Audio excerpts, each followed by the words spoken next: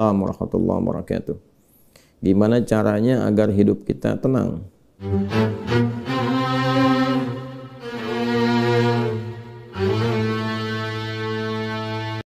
Nggak tenang itu kan perkaranya bisa karena berbuat maksiat. Ya, orang berbuat maksiat, berbuat salah itu pasti nggak tenang.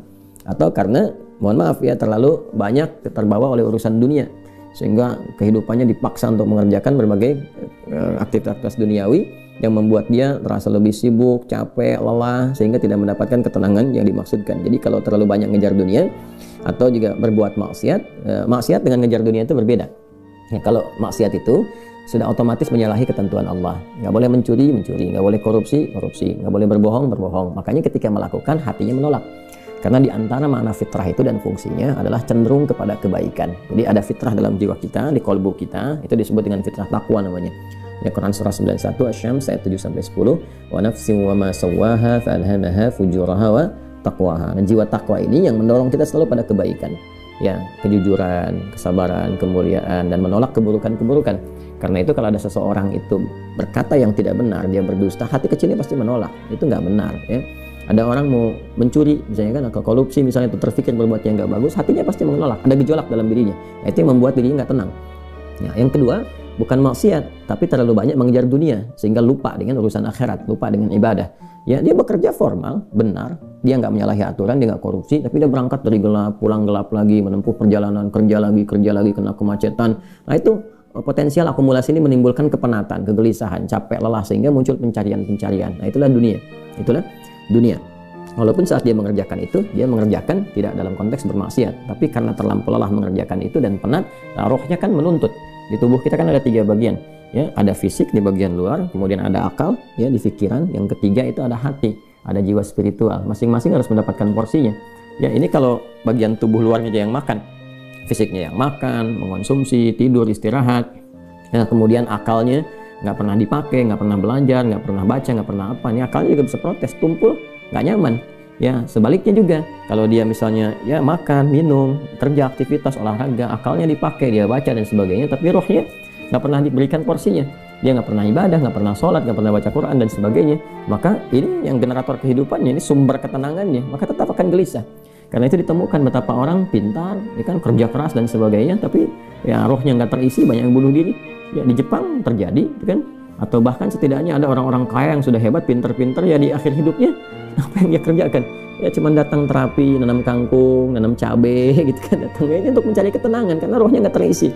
Maka Islam, alhamdulillah, ya, agama yang sangat komplit, memberikan pencerahan sekaligus arahan dan pedoman dalam berkehidupan. Fisiknya dituntun, pikirannya juga dimotivasi untuk terus ditingkatkan, pintar sampai ke level yang tertinggi, dan rohnya diberikan porsinya untuk menunaikan ibadah sehingga mendapatkan asupan-asupan menu bagi rohnya. Makanya di kita kan ada sholat, ada puasa, gitu kan. Nah, kemudian ada baca Quran, itu untuk kebutuhan rohiyah kita, untuk memberikan ketenangan. Lalu fisik dipandu, bagaimana cara makan, bagaimana cara beraktivitas, dari mulai bangun tidur sampai tidur lagi kan diatur.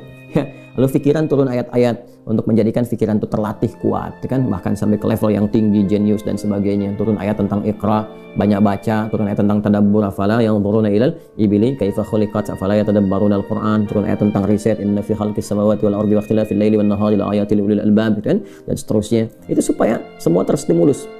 Nah, jadi kalau ingin tenang, bagaimana cara hidupnya tenang? Seimbangkan 3 bagian tadi. Jadi pikiran kita dilatih supaya kuat, ya, supaya tajam dalam berpikir dan mengarahkan bagian tubuh kita untuk bertindak secara benar.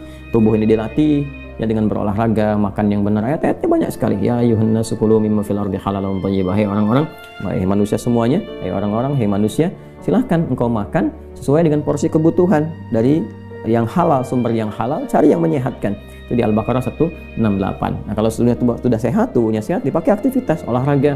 Kan banyak hadis-hadis tentang olahraga itu. Alimu auladakum bisibahati warnimaya, ketika Nabi ajarkan anak-anakmu olahraga berenang, atau dengan melentar, atau dengan memanah, atau dengan berkuda. Itu contoh-contoh yang real di era Nabi yang kiranya bisa menyehatkan. Atau kita riset misalnya olahraga apa yang kira-kira menyehatkan, ya, yang senafas dengan tadi jenisnya. Jenisnya bisa berbeda setiap zamannya. Zaman Nabi nggak ditemukan misalnya olahraga futsal, basket, misalkan bola, apalagi jenis-jenis yang sekarang ada banyak atletik dan sebagainya. Tapi kan kita bisa meriset oh ini renang ini apa saja nih manfaat-manfaatnya, apa nanti olahraga sejenis yang kira-kira yang sama yang bisa dipraktikkan kekinian, atau olahraga yang berbeda tapi manfaatnya sama, melatih otot ini, menyehatkan yang ini, silahkan walaupun jenisnya nggak sama di era Nabi. Era Nabi misalnya dengan memanah, era sekarang misalnya dengan olahraga menembak gitu kan, sah-sah saja silahkan, yang penting konsentrasinya sama walaupun dengan alat atau perangkat yang berbeda. Ya nanti kalau ingin dilatih lagi dengan panahan ya nggak ada masalah. Jangan disimpulkan begini, kalau kalau panahan sunnah, kalau menembak misalnya bid'ah, nah itu sempit dalam berpikirnya. Ya, dan Nabi pun kan visioner. Di zaman Nabi mengatakan, ajarkan anak-anakmu berenang di mana? Di padang pasir. Ya kan? Kan tidak mudah mendapatkan tempat renang, ya kan? Nah, tapi kita tarik ke sekarang kan itu visi yang panjang. Kalau di riset, di berenang ini adalah olahraga yang menyehatkan otot ini, otot itu, untuk cedera, untuk saraf kejepit, untuk macam-macam misalnya. Nah, itu sesuatu yang bisa kita riset, lalu kita bisa keluarkan jenis-jenis baru yang mengambil dari manfaat itu. Itulah riset. Itulah riset. Nah, terkait dengan ketenangan ini, apa amalan pokoknya? Karena ketenangan bagian dari pikiran yang disupport oleh keadaan jiwa. Jadi intinya di kolbu. Ketenangan itu intinya di kolbu. Jadi kalau kolbunya nggak tenang, hatinya nggak nyaman, hatinya nggak tenang, itu kebawa ke pikiran. Makanya orang-orang kena penyakit hati, sekalipun dia sehat tubuhnya, ya jenius otaknya, tapi kena penyakit hati. Dia kena penyakit iri. Ya iri kan iri hati. Saya belum pernah dengar iri akal, iri pikiran, ya, atau iri mata, ya iri kaki, iri tangan, nggak ada. Yang ada iri hati. Ya dengki misalnya, ria, itu penyakit hati semua. Makanya orang dengki, orang hasad itu pasti hidupnya nggak tenang. Ya, orang berilmu, tapi dia kena penyakit hati, iri kepada orang berilmu yang lain, itu nggak tenang hidupnya. Ya kan? Orang kaya, tapi dia pendengki, kaya terhadap dirinya sendiri, ya, dan dia dengki dengan kekayaan orang lain, itu nggak akan tenang. Dia terus pikirin bagaimana melampaui orang itu, bagaimana supaya dia celaka dan sebagainya. Itu yang sangat berbahaya. Maka untuk menenangkan diri itu, amalan-amalannya tidak ada yang lain kecuali meningkatkan ibadah, meningkatkan amal soleh, meningkatkan ketaatan. Semua jenis amal soleh itu di Quran disebut dengan zikir. Dengan apa? Zikir. Salat misalnya namanya zikir di Quran. Disebutkan dengan zikir. Quran surah ke-20 Taha di ayat ke-14. Innani anallahu la ilaha illa ana fa'budni wa aqimis salata li dzikri. Sayalah Allah, kata Allah, tidak ada Tuhan yang layak dipertuhankan dan disembah kecuali saya. Ya, kemudian kata Allah, fa'budni, maka setelah engkau bertuhan kepada saya, kata Allah, sembahlah saya. Nah, ini kalimat yang paling jelas sekali, nggak ada ambigu, terang, menyebabkan kita memahami bahwa ini kebenaran risalah Islam dari aspek ketuhanan. Ya, silakan kita komparasikan. Ya, saya sejauh ini saya mengkomparasikan, melihat, membandingkan, saya tidak menemukan kecuali di Islam yang di dalam kitab suci mengatakan langsung Tuhannya langsung, ya, yang berkata saya Allah, kata Allah itu kan, ya, tidak ada Tuhan selain saya. Itu tegas sekali. Ya, menyebutkan saya Allah, nggak ada Tuhan selain saya, sembah saya. Dan biasanya kalau ada kalimat atau informasi yang pede jelas disampaikan, itu menunjukkan kekuatan dan kebenaran. Karena Allah dengan sendirinya, dia kan meyakinkan ya kita semua dengan menegaskan sifatnya tegas, dan karena memang ketuhanan itu hanya dimiliki oleh Tuhan yang benar. Nah, karena Tuhan yang benar itu mengatakan sayalah Tuhan, dengan pede mengatakan sayalah Allah, yang nggak ada Tuhan selain saya. Nggak mungkin ada klaim demikian kecuali dari yang memang benar, yang memang pede mengatakan itu ya karena benar, karena hak di situ. Ya, dan kemudian fa'bud, disembahlah saya.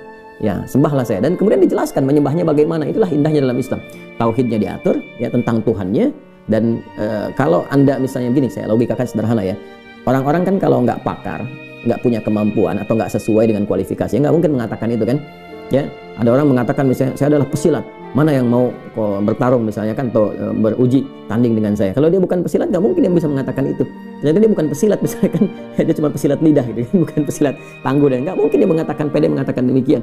Ya, saya lah ahli kungfu misalnya kan, silahkan ada yang ingin tanding mengetes di kungfu.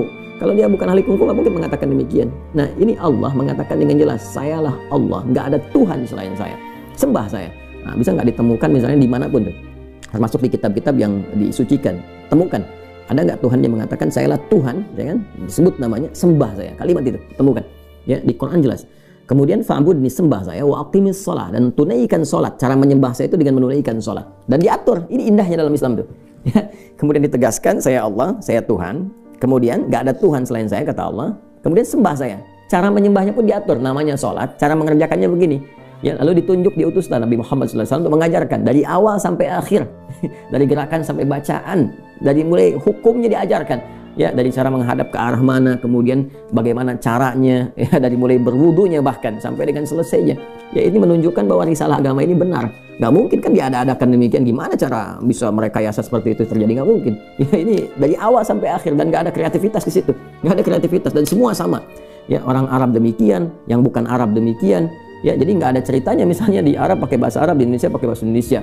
Ya, di Indonesia, di Sumatera pakai bahasa Sumatera misalnya, di Jawa pakai bahasa Jawa. Tidak. Ya, Quran mau dimanapun pakai bahasa Arab, sholat dengan cara yang sama, menghadap tempat yang sama. Tapi terkait dengan pertanyaan ini, teruskan ayatnya, wa aqimis sholata lidzikri, tunaikan sholat kepadaku, kan, sebagai zikir. Jadi sholat itu disebut dengan zikir. Berdoa juga zikir. Ya, doa juga zikir. Quran surah ke-7 ayat 205. Wadhkur rabbaka fi nafsika tadarruan wa khifatan wa dunal jahri minal qaul, dan berzikirlah, berdoalah maksudnya. Zikir ini doa. Ya, berdoalah, mohon dengan sepenuh jiwamu, dengan ketenangan, gitu kan, mintakan kepada Allah dengan penuh ketenangan. Dan mohon dengan kekhusyuan, mohon dengan penuh harap supaya dikabulkan. Nah, silakan cek, bukankah saat berdoa itu ada ketenangan? Anda punya masalah, alih-alih Anda curhat di media sosial, gitu kan? Nah, kemudian Anda arahkan untuk berdoa dengan cara yang benar, Anda ke kiblat, wudu, minta dengan khusyuk. Bukankah saat berdoa tenang? Ya kan? Bukankah saat sholat itu Anda lebih tenang? Ya kan? Bukankah saat Anda baca Quran lebih tenang? Nah, baca Quran itu disebut dengan zikir, karena Qurannya disebut zikir. Quran surah ke-15 ayat 9. Inna nahnu nazzalna dzikra wa inna lahu lahafidhun. Kami telah turunkan Al-Quran sebagai zikir. Nah, Anda itu kalau baca Quran kan lebih tenang. Apalagi kadang terjadi begini, sedang punya masalah, terus kita buka mushaf random, acak, tuh dibuka begini, tiba-tiba ayatnya sesuai dengan masalah kita gitu. Nah, baru baca aja udah tenang keadaan jiwanya. Ya, udah menyebut nama Allah, baru bismillahirrahmanirrahim, sudah tenang. Ya, Quran surah ke-8 ayat kedua, innamal mu'minuna alladzina idza dzukirallahu wajilat qulubuhum wa idza tuliyat 'alaihim ayatuhu zadatuhum imanan wa 'ala rabbihim yatawakkalun. Jadi orang beriman itu kalau disebutkan nama Allah ada getaran, konfirmasi di jiwanya, dan kalau dibacakan pada ayat-ayat Allah bertambah keimanan. Iman itu kan sumber ketenangan. Ya, makanya iman itu berasal dari kata al-aman, ulaika lahumul amnu, kan? Ya, alladzina amanu wa lam yalbisu imanahum bidzulmin, ya ulaika lahumul amnu, orang-orang beriman itu kata Al-Qur'an, dan kalau imannya benar, maka akan mendapatkan ketenangan dalam jiwanya. Nah, ini kalau dibacakan Quran ada ketenangan dalam diri kita. Kita dengan orang lain baca Quran aja udah tenang, apalagi kita baca sendiri, ya kan? Apalagi misalnya zikir, ya, zikir. Pas salat kita berzikir, kan amalannya disebut zikir, itu bikin kita tenang. Subhanallah, alhamdulillah, Allahumma antas salam, istighfar. Quran surah ke-4 An-Nisa ayat 103. Fa idza qadaytumus salata fadhkurullaha qiyaman wa qu'udan wa 'ala junubikum. Kalau Anda telah tuntas mengerjakan salat, maka berzikirlah. Ya, subhanallah, alhamdulillah, Allahu akbar, Allahumma antas salam, ya, dari astagfirullah dulu awalnya, kan? Nah, itu membuat diri kita lebih tenang, lebih nyaman. Nah, itu semua amalan tadi disebut dengan zikir. Karena itu disimpulkanlah di Quran surah ke-13 Ar-Ra'd di ayat ke-28 ketika Allah berfirman, ala bi dzikrillahi tatma'innul qulub. Yakinkan pada dirimu. Ala itu harfu taukid, bukan hanya ikhbar. Huruf untuk menginformasikan sekaligus menguatkan informasi yang disampaikan. Saya tegaskannya, kata Allah, yakinkan pada dirimu dengan meningkatkan zikir kepada Allah, maka akan cenderung berdampak tenang kepada jiwa. Nah, jadi kalau Anda ingin tenang, saya ingin tenang, kita ingin tenang, gampangnya tingkatkan zikir. Zikir itu bentuknya ibadah, baik dengan ibadah fisik seperti sholat, baca Al-Quran, atau ibadah harta dengan bersedekah misalnya, ya, zakat itu kewajiban, infak itu tambahkan. Kalau ingin tenang, cobalah pagi-pagi cari orang-orang yang berhak mendapatkan itu sesuai dengan kualifikasi yang disampaikan Al-Quran dan hadis, jalan, temui, bersedekah, gak usah banyak dipamerkan, ya, macam-macam bersedekah, sampaikan dengan tulus. Nanti Anda akan mendengar orang itu berkata, terima kasih Pak, semoga Bapak disehatkan, keluarga juga dilancarkan rezekinya, dijaga oleh Allah kemuliaannya. Oh, itu mahal sekali. Padahal ini dikeluarkan mungkin 5.000, 10.000, tapi bagi orang-orang tertentu itu sangat berharga dan melahirkan doa yang dengan doa itu mengguncang aras dan memberikan ketenangan kepada jiwa. Ya kan? Wallahu ta'ala a'lam bis-shawab.